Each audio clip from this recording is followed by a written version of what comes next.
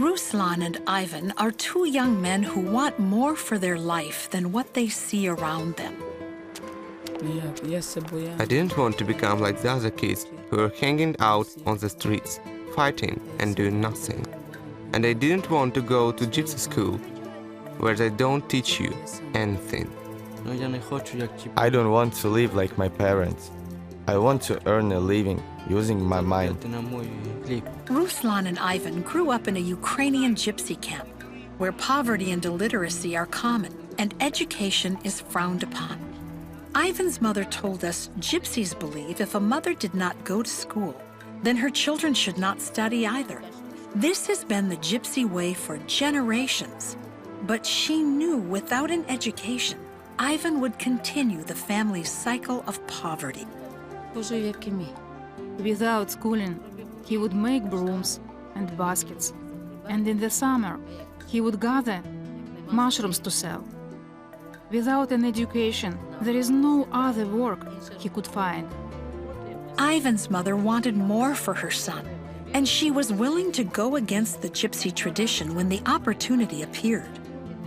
It was 2010, and Orphan's Promise had just learned of the lack of educational opportunities here. The designated gypsy school was inadequate, with teachers who didn't teach and sometimes didn't show up. The public school didn't want the gypsies because they considered them dirty, ill-mannered, and generally social outcasts. When Orphan's Promise started classes, there was a lot for the teachers to overcome. They started with the basics, teaching skills like listening and sitting still, followed by reading, writing, and personal hygiene. With consistent teaching and encouragement, the children slowly began to believe in themselves and believe that they could dream and their dreams could come true. Ruslan and Ivan were 10 years old at the time. I wanted to study well. I knew the more I learned, the better I would live. I began to read better and write better. Things became better for me. We were reading the Bible as well. Both boys advanced quickly in their studies and soon reached an academic level where they could attend the public high school. This was a great milestone, but there was more. When they graduated, they became the first gypsies to receive diplomas at this high school since 1947, 68 years. I was very happy. This is my first diploma. It is very important, as if a new life has begun in my heart. The director of the high school acknowledged the role of Orphan's Promise in this success.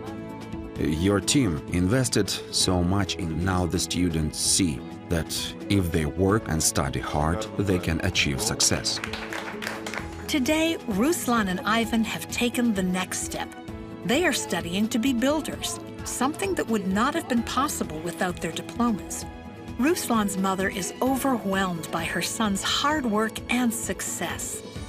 I desired so much for Ruslan to be like normal kids and have the opportunity to go on and study further. I really wanted this. I'm so very happy for him.